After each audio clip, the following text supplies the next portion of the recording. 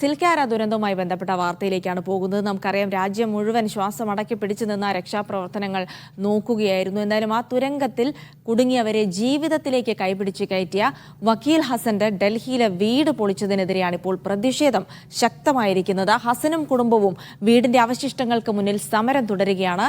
Notice പോലും നൽകാതെയാണ് വീട് പൊളിച്ചു നീക്കിയതെന്ന് ഹസൻ മീഡിയ വണ്ണിനോട് പറഞ്ഞു.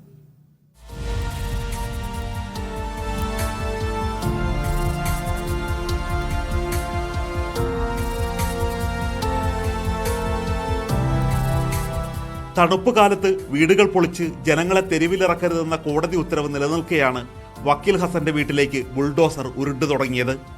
അനധികൃത നിർമ്മാണമാണെന്ന് ചൂണ്ടിക്കാട്ടിയാണ് വീട് പൊളിച്ചു നീക്കിയത്. മക്കൾ മാത്രമുള്ളപ്പോഴായിരുന്നു DDA അധികൃതരെത്തി വീട്ടു സാധനങ്ങൾ എടുത്തു മാറ്റാൻ പോലും സമയം നൽകാതെ തകർത്ത് തരിപ്പണമാക്കിയത്. വീടിന്റെ അവശിഷ്ടങ്ങൾക്കിടയിൽ നിന്നും പഠനോപകരണങ്ങൾ കണ്ടുപിടിക്കുകയാണ് മക്കൾ. देखिए आप, ये देखिए बराबर में घर है, कितना बिल्कुल सेफ है. देखिए वहाँ की एक ईंट भी नहीं हिली है, फिर हमारा घर इलीगल है. ये मकान तो मेरे पापा ने खुद खरीदा था और इस चक्कर में तो मेरे पापा ने कितना स्ट्रगल किया है, मेरी मम्मा ने कितना स्ट्रगल किया है.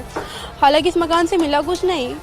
സിൽക്കാര തുരങ്കത്തിൽ നിർമ്മാണ തൊഴിലാളികൾ 400 മണിക്കൂറിലധികം കുടുങ്ങിയപ്പോൾ രക്ഷിക്കാൻ മുന്നിൽ നിന്ന ഹസനെ ഈ വീട്ടിലെത്തിയാണ് അന്ന് മന്ത്രിമാർ അഭിനന്ദനങ്ങൾ കൊണ്ട് മൂടിയത്.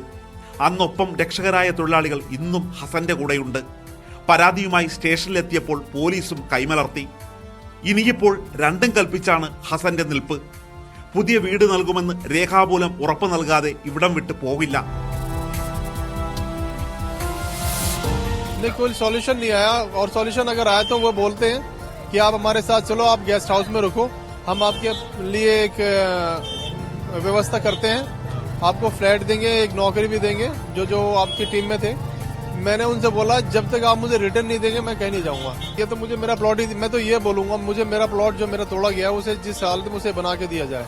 41 തൊഴിലാളികളെ രക്ഷിച്ചപ്പോൾ നൽകാമെന്ന് ഉറപ്പ് നൽകിയ തുക ഇന്നും വാഗ്ദാനമായി തന്നെ തുടരുന്നു. ഒരു സംവിധാനവും തങ്ങളോടൊപ്പം ഇല്ലാത്തതിലെ നിരാശയും സങ്കടവും കുടുംബം മറച്ചുവെക്കുന്നില്ല.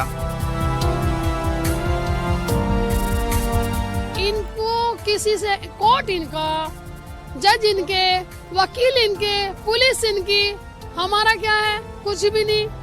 हम तो कीड़े मकोड़े हैं, जहाँ चाहते हैं वहाँ रेंग देते हैं, ये वहाँ मसल देते हैं हमें. हमारा कुछ है? कुछ भी नहीं है. മുഖ്യധാരാ പാർട്ടികൾ ഹസന്റെയും കുടുംബത്തിന്റെയും സമരം കണ്ടില്ലെന്ന് നടിക്കുകയാണെങ്കിലും ഭീം ആർമി പോലുള്ള സംഘടനകൾ ഐക്യദാർഢ്യവുമായി ഇവരുടെ കൂടെയുണ്ട്. വീടിന്റെ ചുവരുണ്ടായിരുന്ന ഭാഗത്ത് പുതിയ മതിലാണ് ഇപ്പോൾ ഉയർന്നിരിക്കുന്നത്.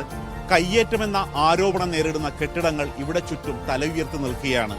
ഈ വീട് തെരഞ്ഞുപിടിച്ച് തകർത്തതിന്റെ കാരണം മനസ്സിലായില്ലെങ്കിൽ ഉത്തരേന്ത്യയുടെ പുതിയ രാഷ്ട്രീയം നിങ്ങൾ മനസ്സിലാക്കുന്നില്ല എന്ന് തന്നെയാണ് അർത്ഥം. ഹരിമുണ്ടൂറിനൊപ്പം D Dhanasumod, media one, Delhi. സിൽക്കാര ദുരന്തത്തിൽ രക്ഷകനായ ഒരാൾക്കാണ് ഈ ഗതി വന്നതെന്ന് ഓർക്കണം. ഒരു നാൾ പൊടുന്നനെ അയാൾ ജീവിച്ചിരുന്ന വീടും സ്ഥലവും ഒക്കെ നഷ്ടപ്പെടുകയാണ്. ആ സമരത്തിന് ഐക്യദാർഢ്യം പ്രഖ്യാപിക്കണം, പിന്തുണ പ്രഖ്യാപിച്ചേ പറ്റൂ.